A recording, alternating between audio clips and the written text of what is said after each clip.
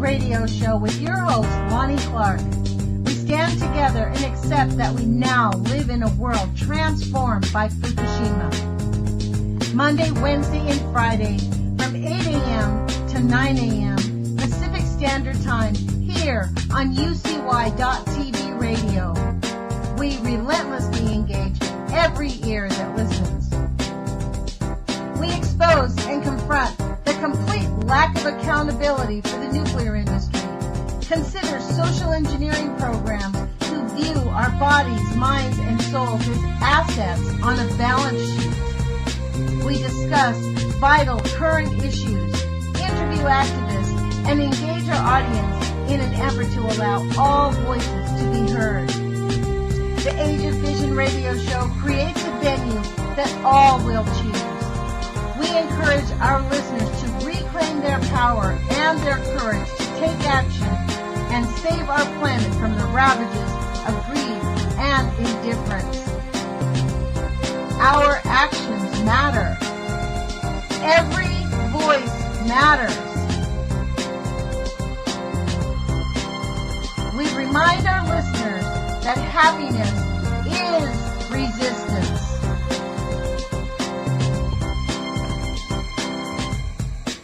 Love is greater than fear.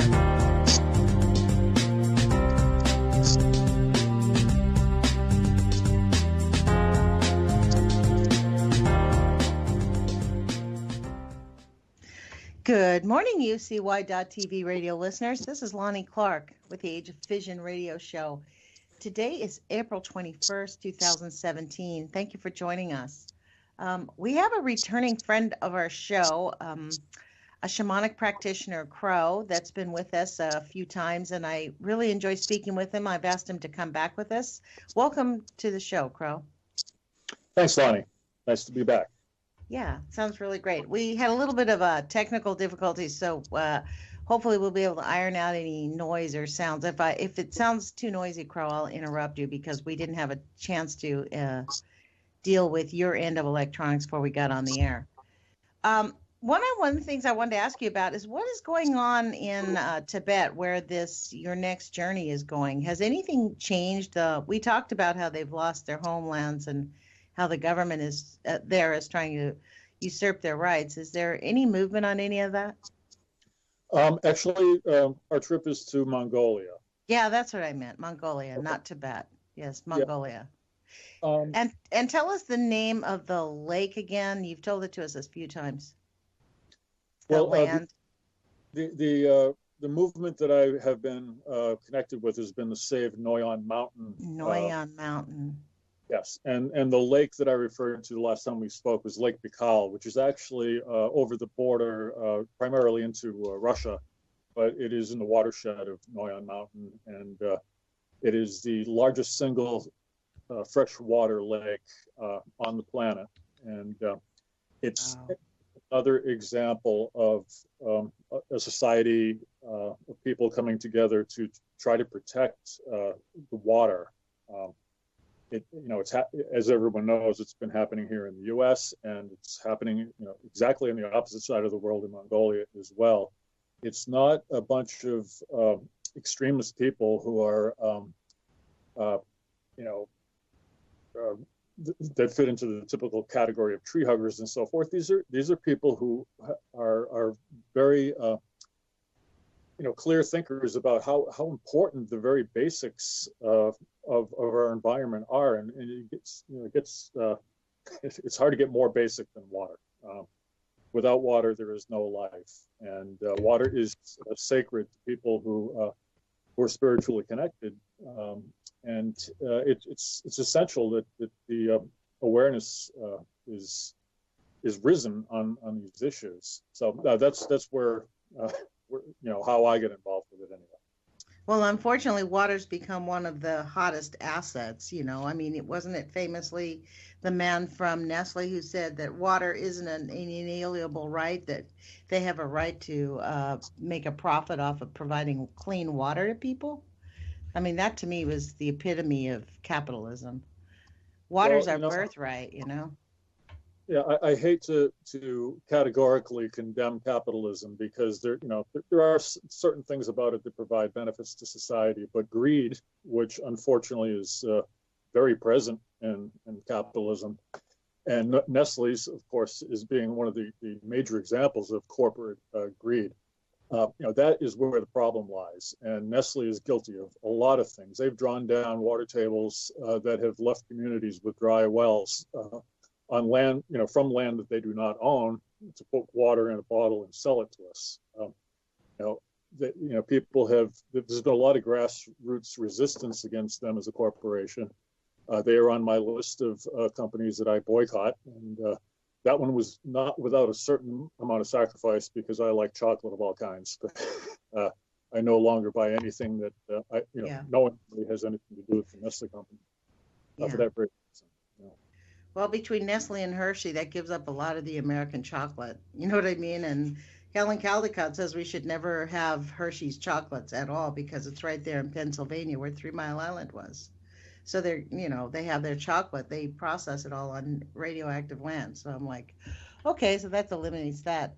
What is going on with Noyon Mountain? Has anything changed? Has any of this progress? Because we started talking a few months ago. Have they made any political progress? They're making progress in small advances. The last time we spoke was the day after they had passed protections for certain areas of the mountain. But when after the last time we spoke, I had a conversation with some people from Noyon, and they feel that they are very far from achieving their goals because they're talking about such a vast area. It is not very closely policed, and the main concern is the mining industry. One of the biggest players there is a Canadian company called I want to get this right. Centerra, I believe, is the name, and they have been operating strip mines, and that's bad for a lot of reasons. Who gives them the licenses for strip mines? What's the agency? Unfortunately, they are licensed by the government in many cases, but they're like a lot of Wild West scenarios. When somebody is given an inch, they often take a mile, and there's an awful lot of specific areas that just aren't policed, and mining is going on without any real oversight. And one of the many sad things about this is when a large company like Centerra abandons a location because it is not paying them back according to their formula, and they move on to somewhere else, then what happens is this phenomenon that has been named ninja mining, where individuals whose livelihood has pretty much been disrupted feel compelled to go into these abandoned mines and get what they can get. Now, this is without any environmental protection or any protections of any kind, really. Yeah, no safety, no idea of how to keep themselves safe even. Right, and they're working in areas that are toxic. Wow. Wow. One example, this isn't something that Centerra introduced to the area, but just naturally, there's a lot of arsenic in the soil. It's a natural thing, and it is just fine. It's part of the environment until it's disturbed, and once it's disturbed, then it can end up getting into the water supplies and so forth. And that's just one small example of what can go wrong, without even bringing in the subject of all the chemicals that are brought to the area by the large companies and so forth. This is the whole thing about the market, the free market. This is what the free market does. This is the dirty little secret about the free market. Right. It's not free because people pay the price. It's not free market. People pay the price for that. Right. Well, everyone knows that free is a very dubious term. There's no free lunch or free anything, really. But there's a lot of good things about free markets so long as they are, there are checks and balances and controls. Democracy, we all tout how wonderful democracy is, but democracy is two wolves and a sheep deciding what to have for dinner. It's very wrong without protections. And we live in a constitutional democracy, which I think is two the wolves best. and a sheep. That really makes, no wonder they call us sheeple. Yeah, That's really what it's about, isn't it, John? Two wolves and a sheep. Wow. it is without protections. Yeah, it definitely is. But that's why I think that a constitutional democracy is the best, because we have a say, and we can agree on how the trends of the moment, or emotions can't take over and make things bad really fast. We agree that we have a constitution that gives limits to what the democracy can decide upon. Okay, so how do we assert ourselves spiritually over this obvious? There's a seriously intentional effort at the government, at the federal government level, in the Congress and in the White House, to turn away from what we have agreed to in the Constitution. Especially with this, it's been prevalent the last 5 or 6 administrations, but this one has put it, like Barack Obama put the laws on Balco. President Trump has really put corruption on Balco. And everybody seems to just be ignoring it. Like, oh, that's a nicety. His 36-year-old kid went to go meet people in Russia and Afghanistan. That's interesting. It's how do we overcome that? Like, spiritually, like for me, that's so oppressing. The fact that there is no getting around what they're going to do. It's kind of like realizing we're living in a completely polluted environment.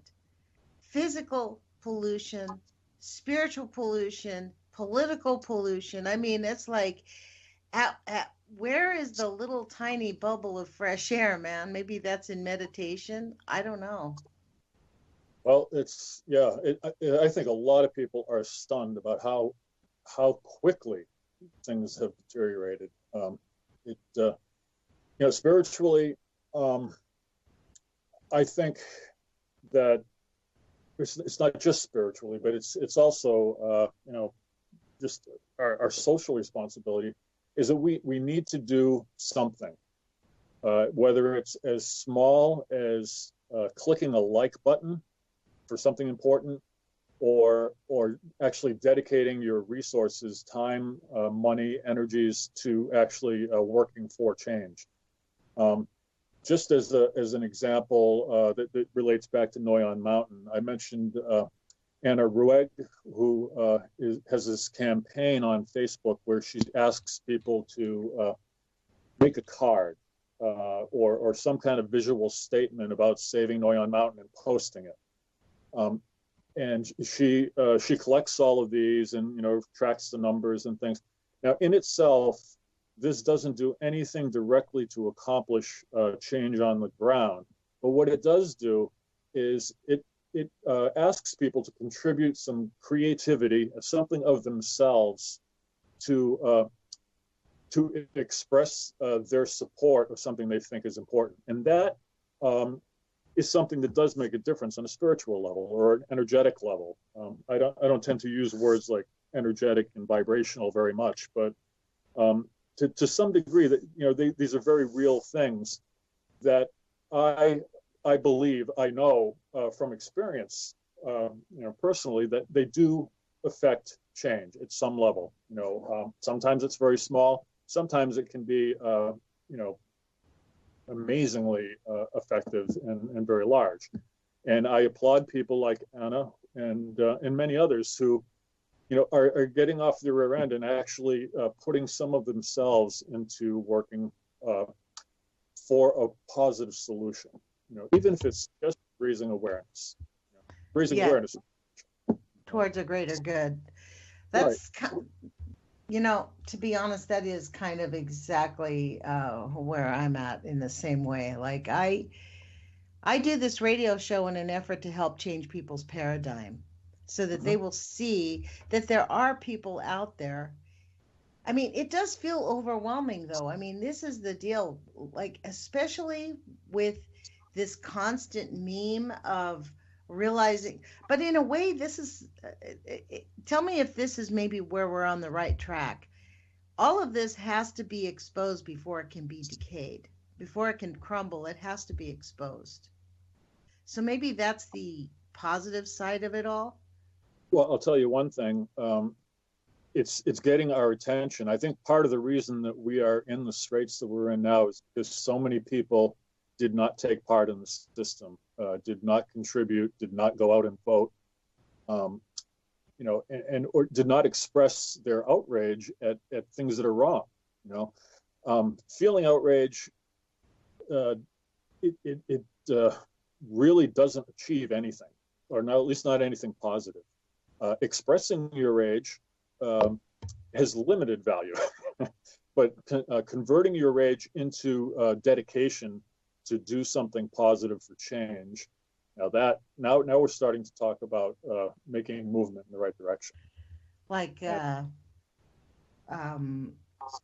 had on Heidi Lambert 2 days ago, and she said what she is encouraging people this summer, as they're planning like their family vacations, to go out and protest. Get your tents and go sit on the governor's lawns. Go and protest on in front of places. Like, go camp out for a day or two. Like, while you're going on your vacation, take your tents, take your sleeping bag, go make a protest in front of some elected official or some state capitol, and get together with people and have 3 or 4 families show up to protest whatever it is. I mean, there's so many things that we need us all to band together to just stop the wall from coming over us. I mean, I think I've referred to us as like the tsunami, Crow. Like we're still going in. We have what happened with Fukushima. That's why this is the Age of Fission radio show. Fukushima still is changing our lives. It is still spewing such high levels of radioactivity into the ocean. It's having fires. There was even a fire caught yesterday. It's falling apart. If you know anything about the Wigner effect, which Radchik, Christina Consolo, and Dr. Loren Murray, they did a 6 or 7 part series on YouTube about something called the Wigner effect, how the radioactivity affects the metal. That's why we're having all these weird accidents with airplanes and bridges collapsing, because the metal is being corroded at a cellular level. It's very amazing what's happening. But I think it really does matter that we know what these things are, for us to just finally discover for ourselves what it is we're really up against. Because Jana Thrift said this the other day, we need a diversity of tactics. Everybody has to do what they think is the right thing, because that is in fact correct. It is, yeah. And we need to expose those who are ruining the environment. We need to raise consciousness and bring people around to showing their affection for and their support of the environment. We have to get the names of the corporations. Like you said, the mining company, a Canadian mining company, we need to actually learn the names of these CEOs and these board of directors who make these decisions to go in there and just strip mine and then abandon the waste and do nothing and give nothing back to the people as they take their resources. Yeah, maybe we should take a lesson from Richard Nixon and start an enemies list. Oh, man, that's a good idea. So, there's another good idea. I've had like 5 really great ideas come across here. I'm like, wow, that'd be really great to do. And this is where we're at, though. Somebody has to adopt this idea, because I'm pretty much full up. You know what I mean? I can't do one more idea, Well, getting those ideas out there and having people act on them is that's really good. It's a great start. Well, one of the best starts is going to the mass animal deaths. If you want to be motivated and you want to talk about what Fukushima really means, go to the mass animal deaths and read about the deaths. And you know what it says? It is almost unconscionable. Never one word about radioactive contamination. We lose about 1 million birds around the world if you count chickens. Have you looked at avian flu? Have you looked at what's been going on in Chile? The massive die-offs of one species after another of fish that are just washing up on the Yes. coast. Yeah. Yes. Yes. It's easy to see. I mean, honestly, in what was it in Peru? Chimbote in Peru. I've actually been there. It was a skanky little fish town. It was disgusting. They had massive animals up and down the I mean all different ones, seals and fish and sardines. It's a sardine town. It's not a sardine town anymore because there was like millions of sardines that washed up there. Yeah. Yeah. It's you wonder why people aren't standing up and taking notice more than they are, and I think it's largely because so many people would prefer to remain asleep. Watching mainstream television, that alone is just I think of Brave New World that we talked about a little bit last time. The ways that society, if not the government, encourages people to not engage and not take part by tranquilizing them with inane entertainment. I really applaud anybody who puts the energy into doing documentaries and exposés that are really based in fact and are done well enough to entertain people and maybe make them think about starting to use their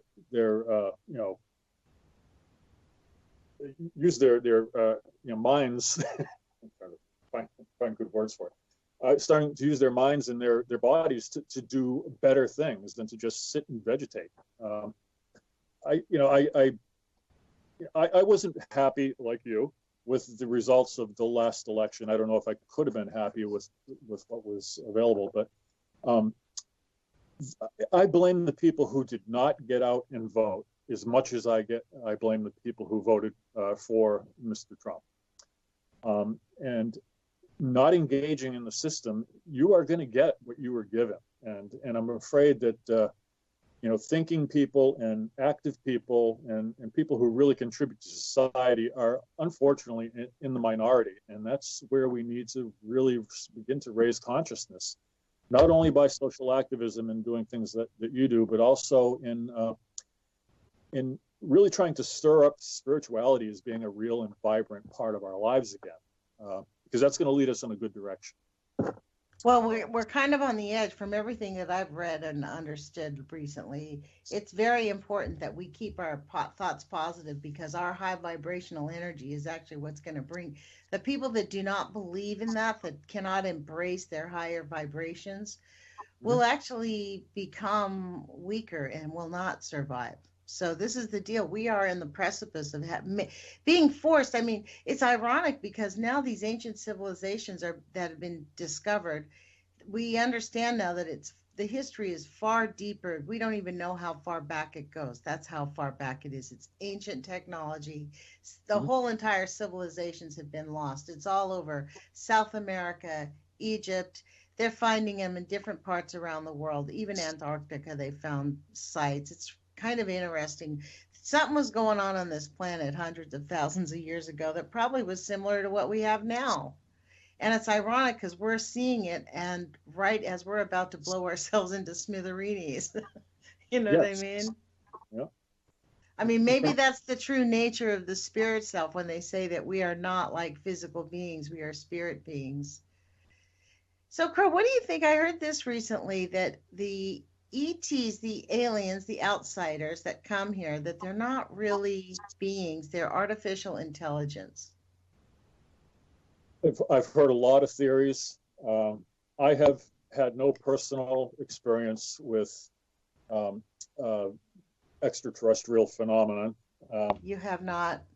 Not personal. I know people. And what about see, this is where I go spiritually. I feel that there's other beings around us all the time that aren't evil, but they have their, I believe in angels. That's what I think our angels are, is they're here to help us. If we talk to them, it's a mutual thing. We both get better if we lean on each other. We can't see each other. It's blind faith. For some reason, there's a connection. That's why when we say our thoughts are things, it's really important to keep our vibrations high, our energy, our our belief that we are blessed and highly favored, and you know what I mean? Get that message. Like, that's the deep message of the Christian faith. That's why Christianity grew, because people finally wanted to have some faith. I mean, that's how Islam, I mean, these are how these things grow, is because people want that. I think it's our natural inclination. I think that the common thing that all religions that succeeded had is they gave people hope and a sense of the reality of their spiritual relevance. And being a shamanic practitioner, we fancy ourselves to be practitioners of the first religion. It's not really a religion. We don't call it that, but it is a spiritual practice. And as much as possible, at least in the school that I've been trained in, we try to adhere to what has been demonstrated to be universal beliefs across cultures about spiritual reality and direct revelation of that. People are spiritual beings. We also, or many of us, believe that all life is a spiritual being of some kind, although there's a very large difference in the way that they present. But we are not the only spiritual beings that we can interact with. It's not just each other. It's also, there's a spiritual realm that we can access and gain experience from. Now, I've heard people talk about ETs and angels and leprechauns and fairies and things like that, and look at why have these types of or how is this mythology, if you will, persisted for so long in so many different cultures throughout the world. Right? Exactly. Yeah. Well, it's been put forth that maybe these are ways that people kind of quantify their spiritual experience by interacting with other spirit that they can communicate with. They kind of try to give it edges rather than leaving it amorphous. In the school that I've been largely trained in, and I'm continuing formal education in now, is the Foundation for Shamanic Studies, centered in Mill Valley, California, founded by Michael Harner. The way that Michael expresses his understanding of shamanism is, and this is through long study and good science. He looked at other cultures and what was commonly believed by active shamanic cultures, and also at historical evidence of what was believed or expressed as belief in cultures that have no longer exist. And what is common throughout is a belief that there are this is the middle world. And the middle world has two aspects: the concrete reality, the day-to-day thing that everyone can see and touch and feel. And then there's also a spiritual aspect of the middle world, which is it's the realm of spirits that of a different nature that are somewhat amorphous. This is where we would tend to be having cultural manifestations of things like fairies or angels and so forth. They're middle world. The thing that shamanic communities add on to that is they also perceive a lower world and an upper world, which are very much, it's different from the middle world in the sense that in both of those places, there are spiritual entities that exist there that are truly compassionate and not only willing, but always at the ready to assist those who seek their help. And the lower world is traditionally where a lot of societies would seek help with healing, very earth-centered type of interactions where you'd be helping someone with a sickness or helping to locate something lost by appealing to spirits that have skills of recovering lost things. This is not a prepared statement, obviously. So I might ramble a little bit. But the upper world, on the other hand, is more ethereal, more spiritual, more of a place to learn rather than to seek healing. There are no hard, fast rules, but these are themes that kept coming up and resembling shamanic communities that were, continents apart, but having very similar belief systems. I am not the most eloquent person to talk about these sort of things, but I am very moved by what I learn and what I see demonstrated and what presents itself to me personally in my practice.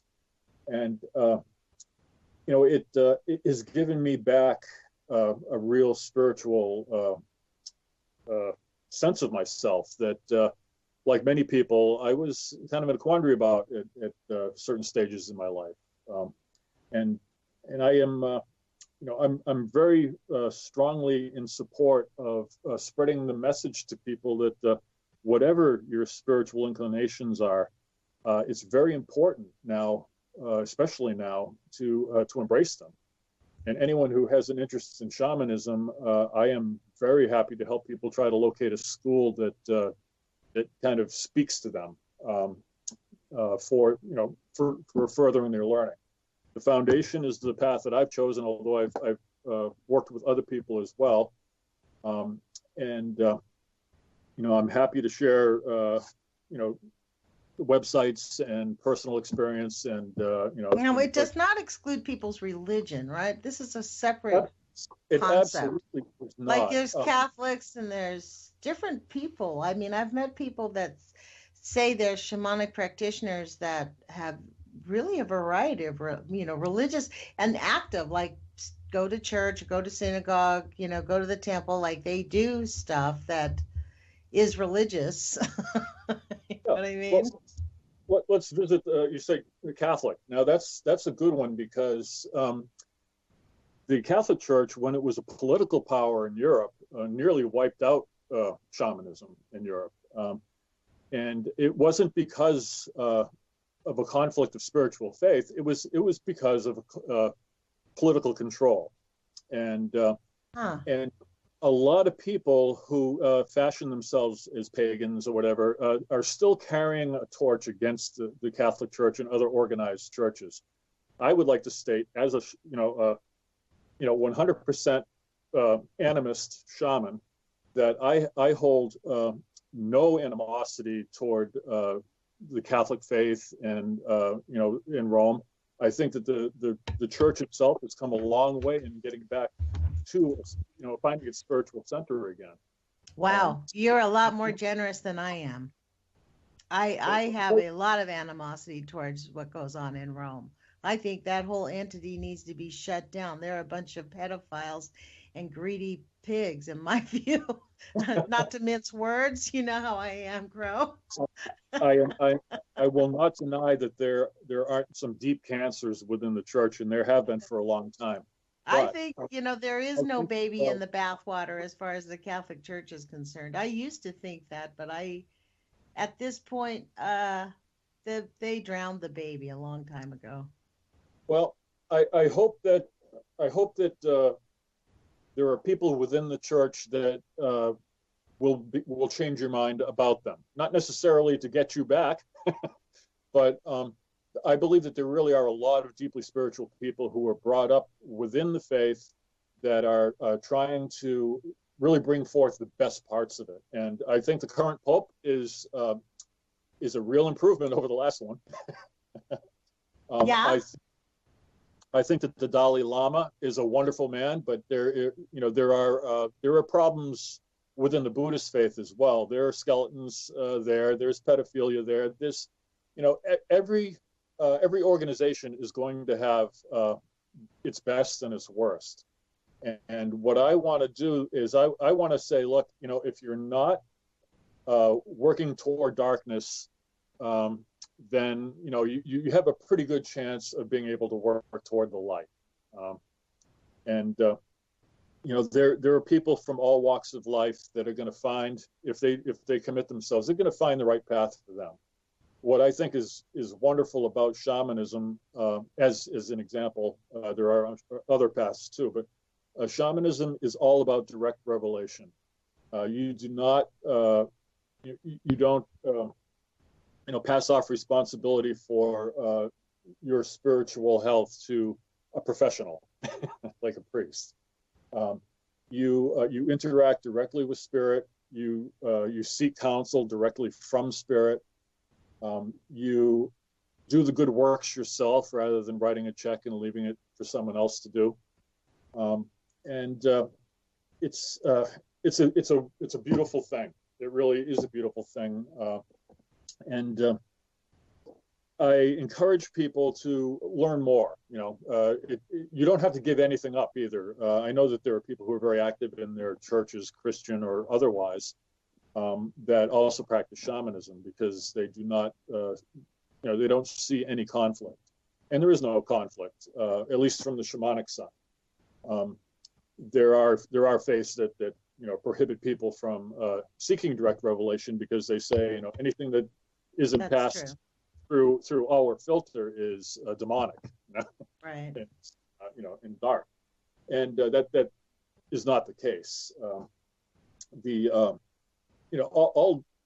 the dark spiritual stuff comes from the spiritual aspect of the middle world. That's where people talk. I don't know what your feeling is about believing in ghosts or the spirits of departed people. Mm-hmm. For me, it's never played a big part in my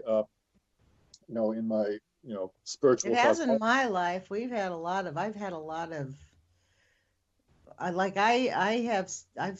done things and seen things we've had interesting stories in our family. Like my daughter had a vision of a man come to her in the middle of the night and say, you have to go see my wife. I just died. My kids are going to sell the house. I was very upset. I said, don't go over there. You don't know those people. That's just your dream. She went there and it really happened. Yeah. And it was super strange. So but you know what? I think that whole thing about how you use that, I think it's just, people just have different parts of their brain turned on. Crow, I don't think it's like some spiritual thing. I think the more our brains are turned on, the more of that, big mass on top of our head gets turned on, the more we when you think about birds, right? What do they call the falcons and things? Their vision is so great. Wow, man, they can see things that we can't even go. Some birds fly faster than things fall. Do you know what I mean? If they have that ability and that acuity to have that type of sensory perception, imagine what we would be seeing if we could see more of that environment. Do you hear what I'm saying? It's like turning on those parts of the brain. It's not that it's hidden somewhere. It's there. We just can't. That's why meditation, drumming, praying, they get you into a trance. You get into this place where you see and you feel things in a much higher level. It's because you allow your brain to act. I think that's how it works. Is we're just not more in touch, but we actually utilize the gray matter a little bit more or something.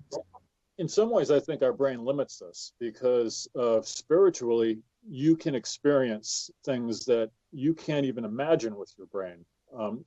Using the example of the way that a hawk can see, we as humans who live in our bodies and think with our physical brain, we're only able to perceive what we're hardwired for. But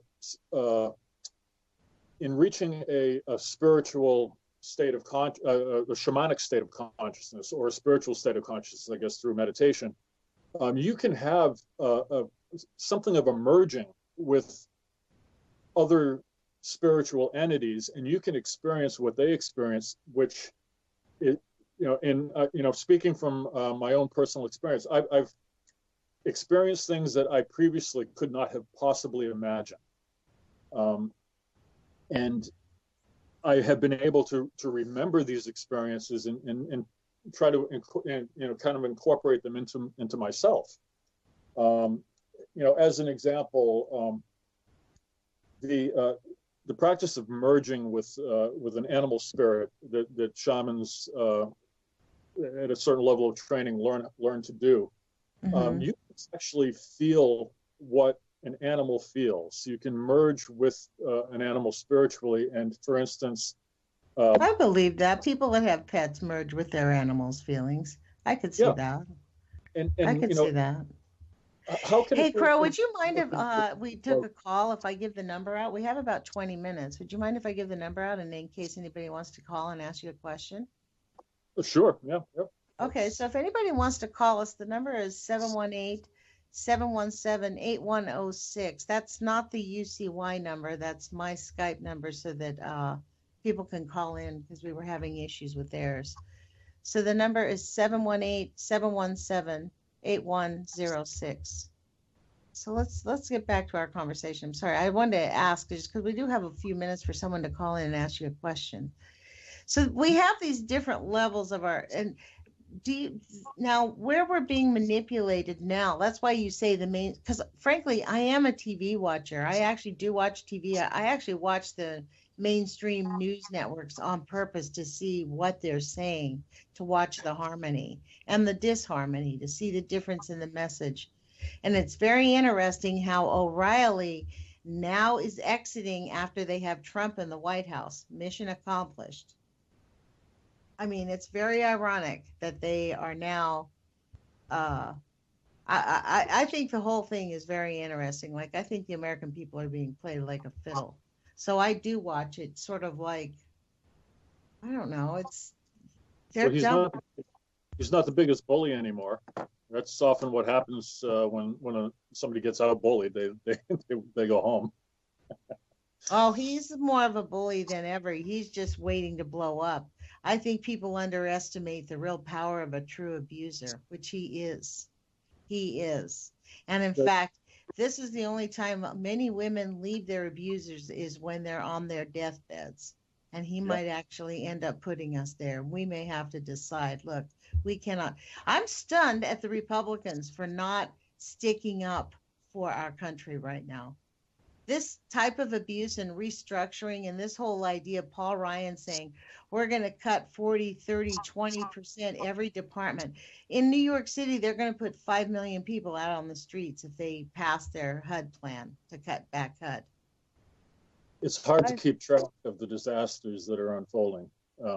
And yet people say, well, we need to have it. We can't have those freeloaders anymore. Really? And that we need to have it where the free market will take care of it. We give enough money to the churches can take care of people. People do not recall that is a fallacy and it is not true. That did not happen. The evidence is that every time that it's been tried, it has been proven a disaster. Whenever anybody says, trust me, it really should make your ears perk up and look around. That's like having a democracy without a constitution, as far as I'm concerned. The free market and it sounds great, just like democracy sounds great, but without controls, without limitations, without safety nets, it's just a recipe for disaster and for those. The CDC even said that. That's what the CDC said. It's going to raise our deficit. It's going to be a disaster. But this is the real question is, in light of this, because they're train wrecking us, how do people stay grounded spiritually? Like, I feel like we're just being played like an emotional fiddle. And this is why, like, I'm not a person, to be frank, and this guess is just full disclosure. Maybe it's because I was raised Catholic. I have the whole what I call the tripod, right? Judaism, Islam, Christianity, they're all the same religion. Yep. And I honestly, I don't want to throw the baby out with the bathwater, but I don't abide by the religions. Like, this is why I haven't asked Christian preachers to be on my show, because there's just not enough humanity in that whole set of ideas. It's about men controlling women and children. It's basically it. I mean, and yet we have this happening in our government. This is like it's on Balco, like with the president telling that stunned me when the president said he just told the generals that they could do whatever they need to do unless it was something really big. Don't ask him. I'm like, really? That's why he gets the information mixed up, because he just gets briefed. He's not really talking about it. He's not thinking about it strategically. They give him the general overview and he gets the details mixed up. Minor detail. Going to Korea, going not to Korea. So I don't know. Where is it? Somewhere over there by that island in the Pacific.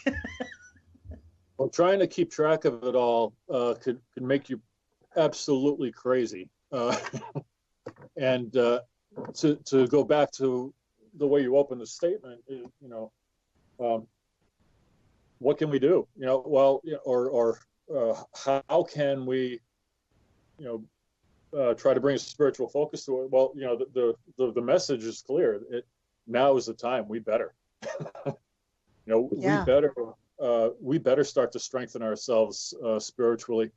Part of what's going to happen when people do that is their social responsibility awareness is going to rise with their spiritual awareness, and that, it's getting to the point now where if we do not raise the consciousness of all of us, or almost all of us, very, very soon, it's going to collapse.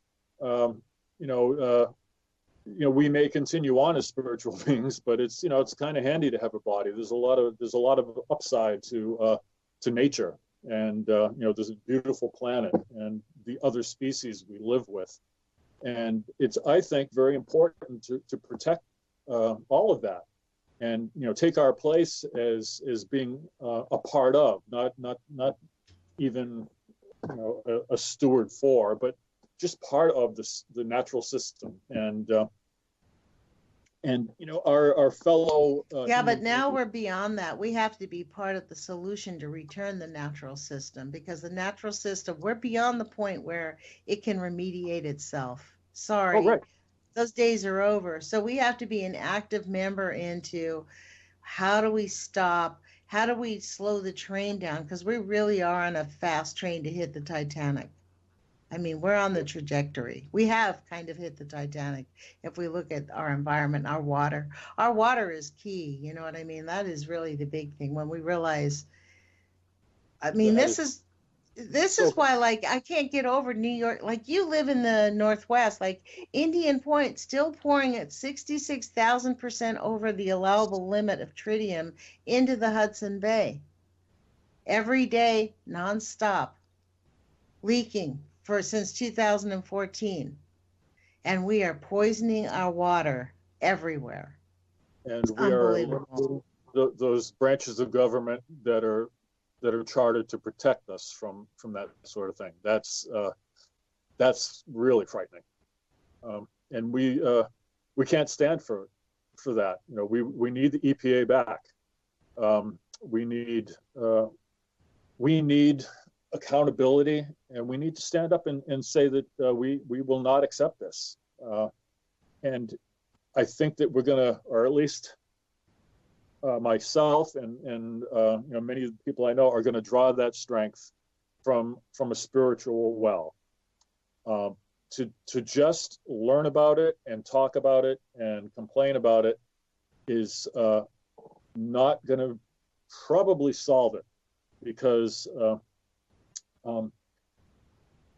we just don't have the strength, I don't think, to do it in the ways that we've been trying to fight it for a long time. We need to spiritually change ourselves. We need a huge spiritual paradigm shift in order to really affect change.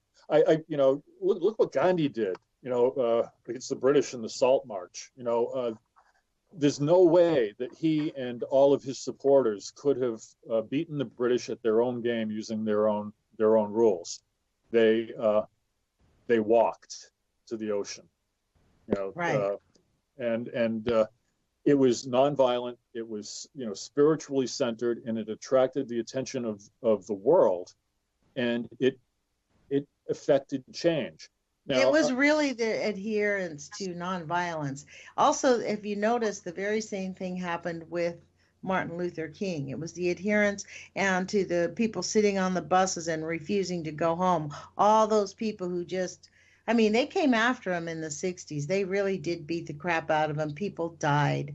People die in these protests because the cops are going to use their force on you to get you to comply.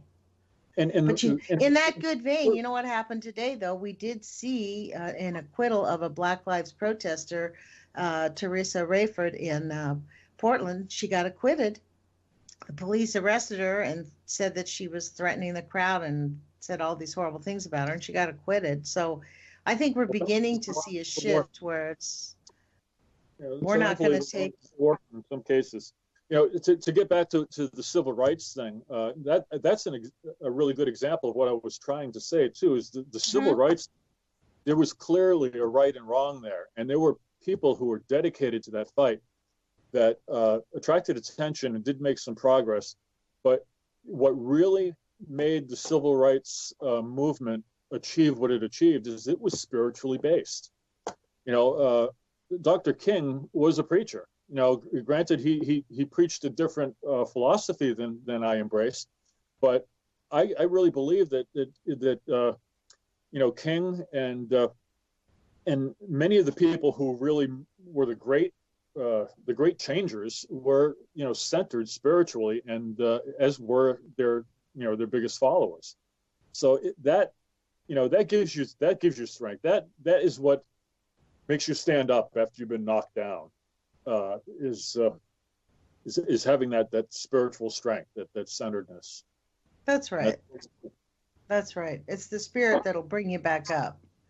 Because they are attempting to beat us down, and it does get to us. We have people with PTSD showing signs of literally, we are in a culture where we're like battered wives. Literally, this culture is like, we're in that. This is what the whole point of gaslighting is about, is to keep its victims in its place, to keep you so paralyzed you don't ever leave the abuser. But and the only way to get stronger and leave the abuser is to get stronger spiritually first, and that's a real And to that end, people can pursue their spiritual strength, and it's, go out into the environment, do things that make you, that you have people will get this inclination of something they ought to do, right? And then they tell themselves, no, I shouldn't do it, or they get busy and they just can't do it. But then it still nags on them. That's how you know it's something that you really need to do, is if you get an idea and then it keeps coming back to you.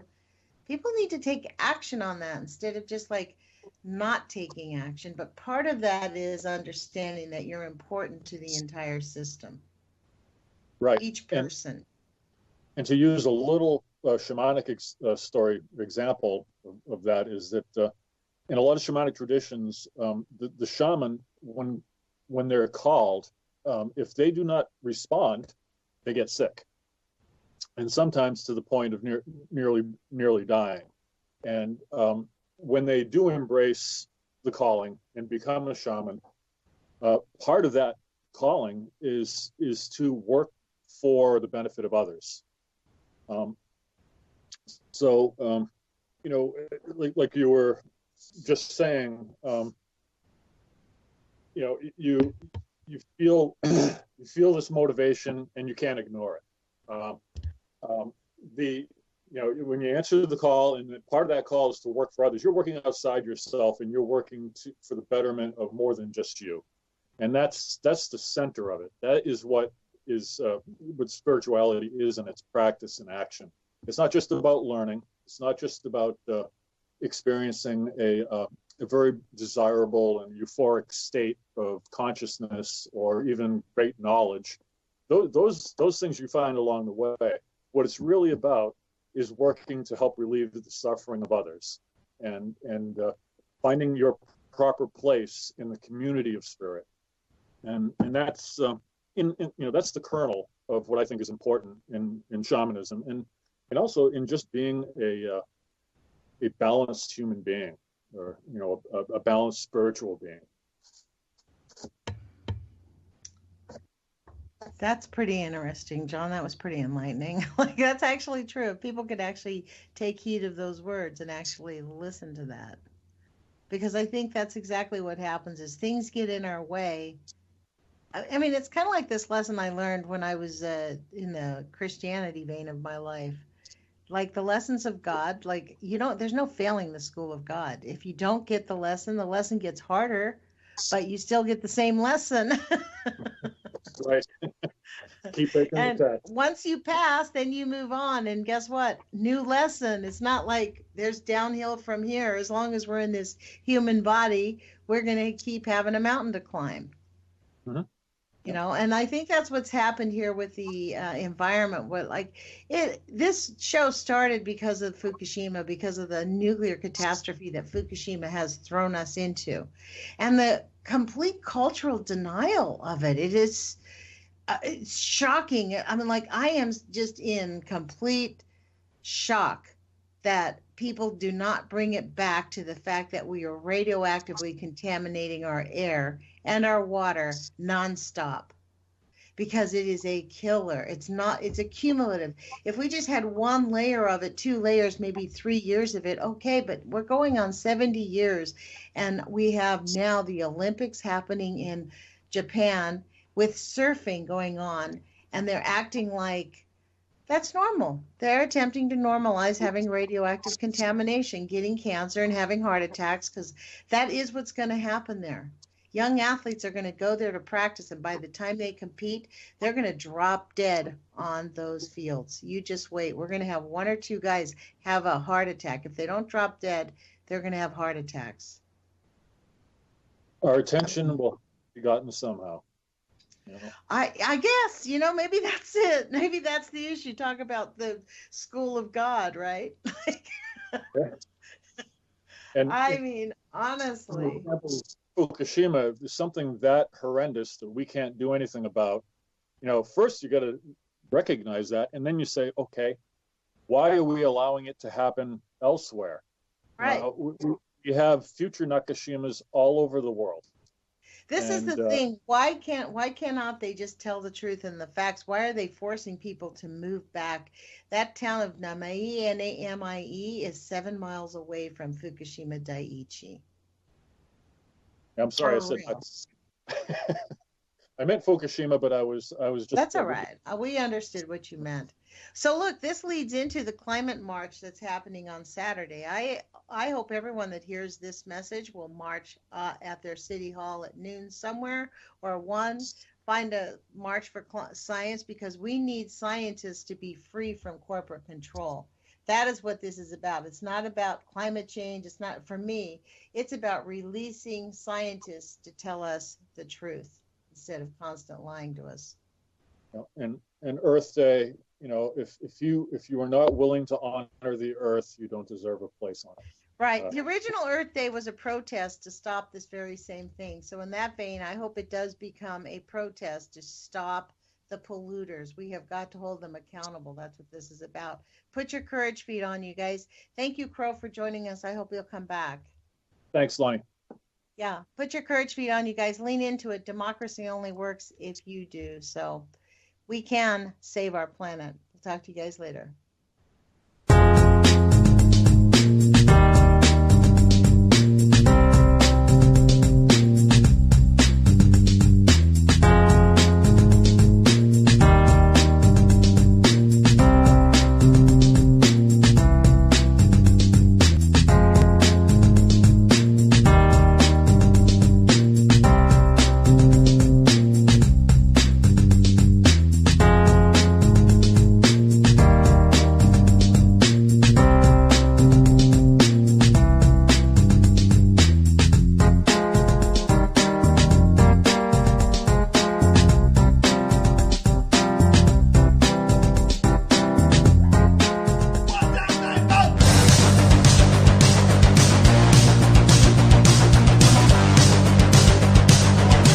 Ozzy Skateboard, and you're listening to Ride.TV.